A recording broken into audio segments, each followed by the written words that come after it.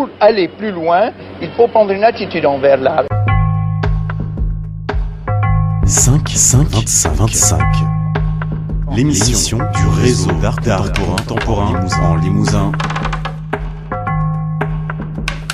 Le réseau 5-25, créé en 2008, est une association réunissant et fédérant au total 20 structures professionnelles qui produisent, diffusent et soutiennent la création plastique contemporaine en Limousin. Ce réseau est un catalyseur de ces énergies et toutes les structures membres travaillent à l'unisson afin de faire rayonner l'art contemporain et de le faire accéder au plus grand nombre. Un monde intranquille au Centre d'art contemporain de Meymac, du 9 juillet au 15 octobre.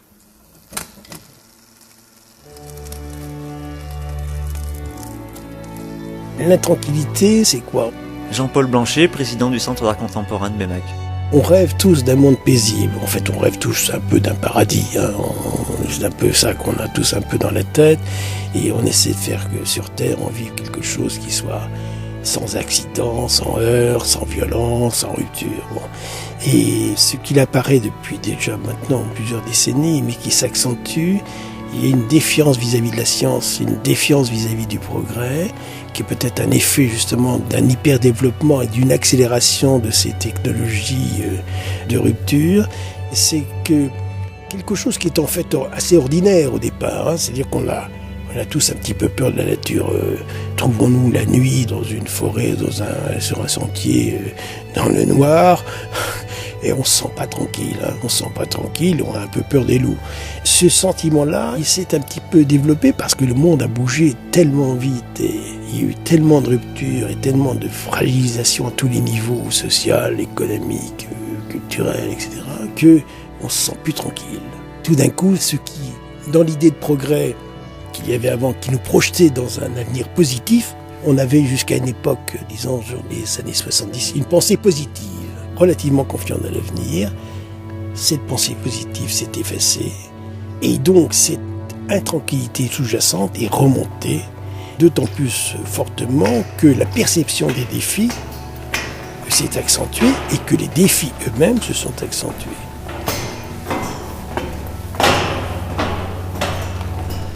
Série Freerider, série Guerre de Tribus, série Spirit House. Léa Lebricomte. Je travaille beaucoup à partir d'éléments de guerre que je collectionne un petit peu de tous les conflits, toutes les époques. Je cherche à récupérer un maximum d'objets guerriers et que j'accumule et je réalise des sculptures à partir de ces éléments.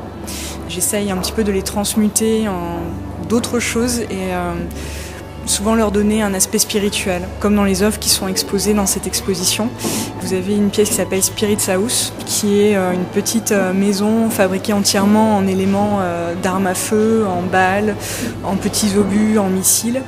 Toutes les armes sont issues de vrais conflits réels. Je travaille jamais avec des faux objets, donc ils sont très chargés autant de façon simple que de façon symbolique. Je suis rentrée aux Beaux-Arts de Dijon, je suis partie ensuite aux Beaux-Arts de Caen et c'est là que tout mon travail lié à la guerre a commencé, parce que j'ai vraiment remarqué tous les stigmates de la guerre qui sont encore très présentes là-bas et j'ai pu récupérer beaucoup d'éléments grâce à des démineurs, beaucoup de balles neutralisées. C'est un petit peu là-bas que j'ai eu mon choc lié à ces zones guerrières. Ce qui m'a beaucoup intéressée, c'est cette idée de comment se procurer ces matériaux aujourd'hui. Sont-ils encore dangereux ? On a le droit de les avoir chez soi, mais on n'a pas le droit de les envoyer ou de les transporter. Je travaille beaucoup aussi par Internet. J'ai développé toute une stratégie, notamment en adoptant des pseudos masculins sur des sites militaria de collectionneurs. Et ce qui est très intéressant, c'est que je les reçois par la poste. Je reçois notamment beaucoup de matériel de Pologne, de pays de l'Est, etc. Disons qu'on est à une frontière. C'est des objets qui ne sont pas dangereux puisque de collections anciens ou toujours déminés. C'est que des objets au potentiel dangereux qui sont réactivés dans le champ de l'art. C'est vrai qu'il y a un contexte de peur depuis quelques années lié au terrorisme et à tous ces conflits. Donc je me nourris vraiment de toute cette actualité pour essayer de transmuter ces matériaux en d'autres choses, d'autres propositions, essayer de créer un fort décalage.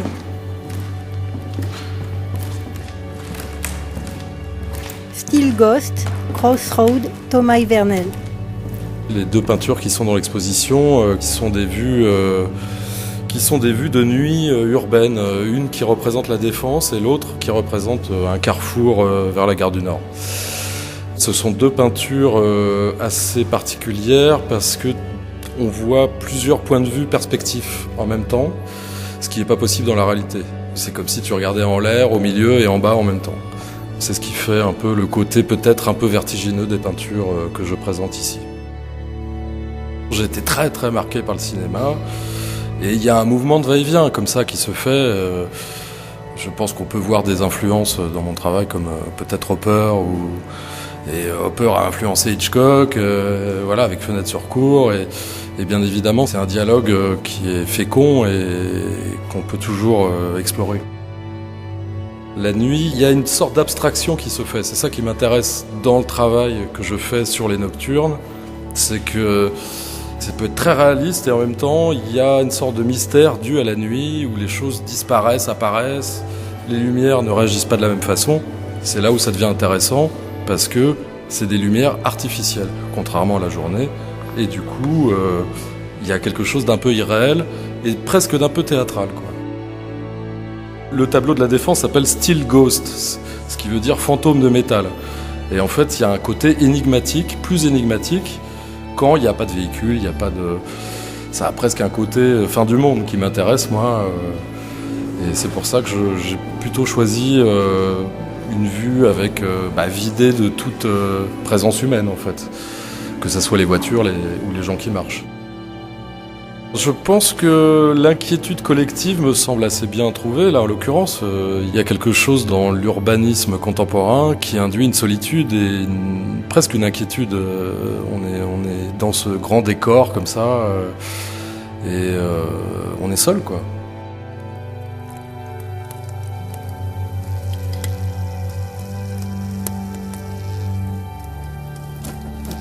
L'exposition est conçue dès l'origine, au fond, comme le développement d'une histoire. Caroline Bissière, directrice du Centre d'art contemporain de Meymac. Elle s'organise effectivement en chapitres, avec en général, à l'entrée de l'exposition, un espace qui peut être qualifié d'introduction et la plupart du temps, à la pointe, c'est-à-dire au point d'orgue final de l'exposition, une proposition qui est un peu la synthèse de l'ensemble et qui a le format d'une conclusion. La thématique, elle a fatalement plusieurs directions.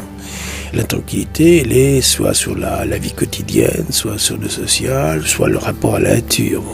Ça fournit les thèmes des différents chapitres et à l'intérieur, les œuvres sont regroupées par affinité. Il y a en fait deux acteurs majeurs de compréhension du monde. Il y a les savants et les artistes. Et les savants sont dans le domaine du rationnel, les artistes sont dans le domaine du subjectif. Mais les artistes nous permettent de ressentir fortement le monde dans lequel on vit, en deçà ou au-delà des explications que l'on peut donner.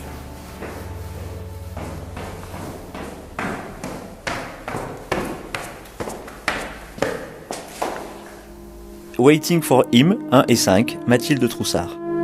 Je ne suis pas du tout dans le courant de la photographie documentaire ou prise sur le vif. Moi, ce que j'aime, c'est la photographie tableau, c'est-à-dire que c'est une photographie qui est pensée en avance. Ce que j'aime, c'est souvent trouver des lieux abandonnés ou des lieux qui ont une âme, qui sont vraiment poétiques.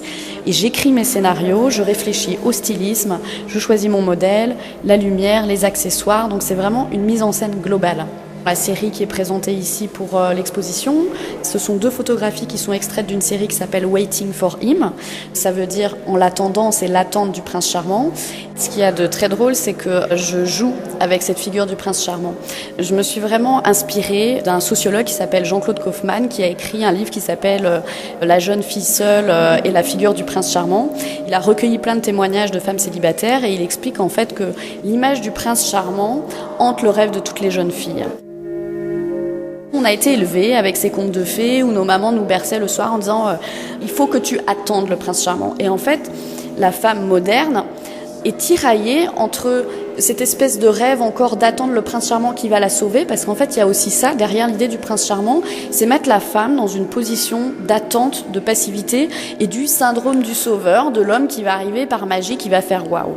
Et dans mon travail, moi, j'en rigole de ça. Le problème aussi du prince charmant, c'est que ça met une pression parce qu'il y a une attente. L'attente génère des fantasmes et des choses qui sont irréelles et qui font que de toute manière, si la femme elle continue d'attendre le prince charmant, elle va être déçue. J'adore les ciels nuageux. Je n'aime pas du tout les ciels bleus sans nuances. Je trouve qu'il y a beaucoup plus de richesse et de profondeur dans un ciel qui est nuageux. Parce que je dis toujours, en fait, moi, mes mises en scène, j'appelle ça des fictions empruntées au réel. C'est-à-dire que je pars de sentiments humains, mais j'aime beaucoup réaliser des fictions dans le sens que ce qui m'intéresse, c'est que chaque spectateur peut imaginer sa propre histoire. Donc je mets en place des choses. Moi, j'ai mon histoire personnelle qui me conditionne dans l'écriture de mes scénarios, mais chacun, en fonction de son vécu, va se raconter sa propre histoire par rapport à la scène. Et ces ciels nuageux, pour certaines personnes, ça peut donner quelque chose d'un peu étrange ou inquiétant par rapport à la scène, qui permet aussi de se détacher du côté cliché carte postale, parce que le ciel bleu, c'est comme un coucher de soleil, c'est un côté très cliché, stéréotype, alors que là, ces nuages amènent quelque chose, enfin moi en tout cas, je le vois comme quelque chose de peut-être un peu inquiétant. En même temps, les nuages, ils bougent. Pour moi, les plus belles lumières, c'est quand il a plu et qu'après, il y a une éclaircie. Ces nuages participent vraiment à la scène. Et j'adore ces ciels-là. Je suis vraiment très très heureuse d'avoir été sélectionnée pour cette exposition. Quand j'ai lu le synopsis, je trouvais ça vraiment passionnant et je trouve que toutes les photos exposées sont vraiment très très belles. Et je trouve ça effectivement très rigolo, le fait qu'il y ait ce contraste entre ce côté paisible et intranquille, parce que je pense que dans mes images, je suis sur plusieurs niveaux et que je joue sur ça.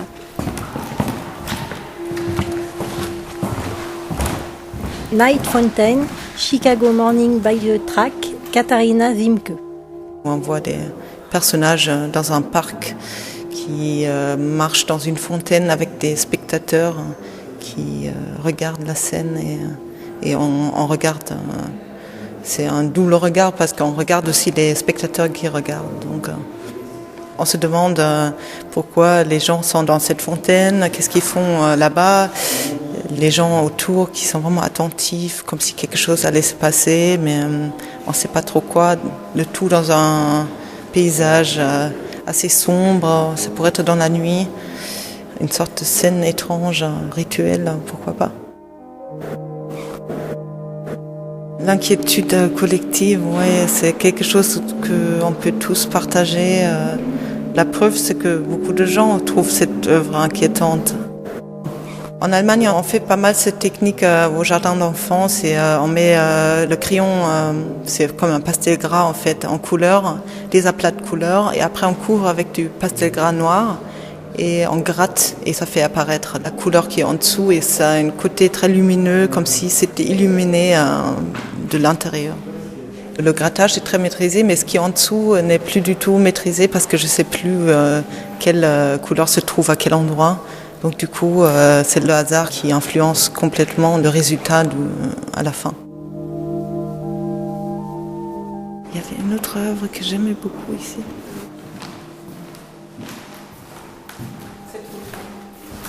Celle-là, je crois qu'elle pourrait avoir un rapport plus proche, plus direct avec mon œuvre parce qu'il y a une lumière, on voit que c'est en pleine lumière, mais il y a cette noirceur qui ronge l'image. C'est comme si c'était surexposé et sous-exposé en même temps et je trouve ça vraiment très beau et très inquiétant.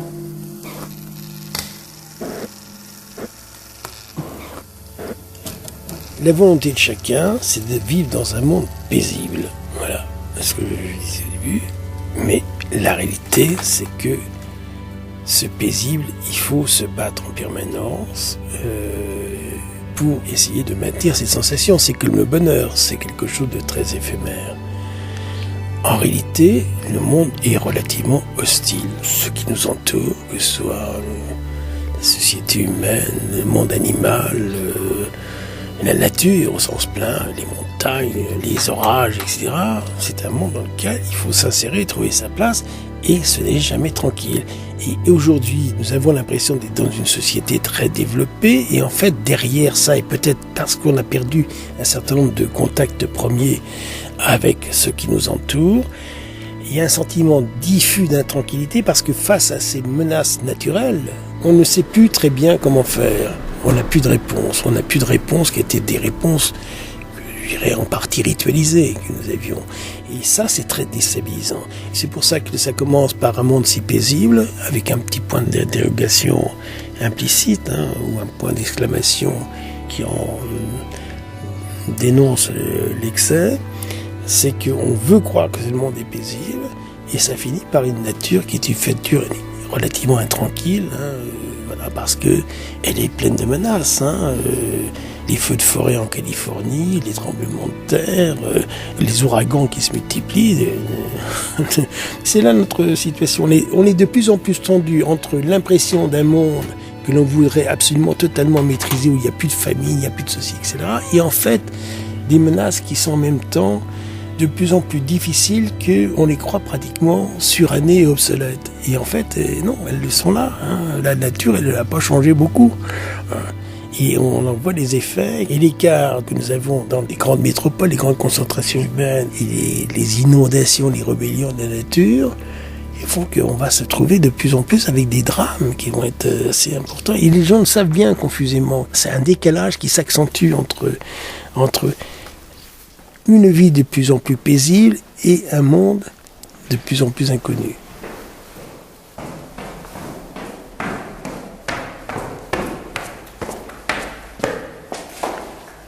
Un monde intranquille au Centre d'art contemporain de Meymac, du 9 juillet au 15 octobre. 5-5-25. L'émission du réseau d'art contemporain en Limousin.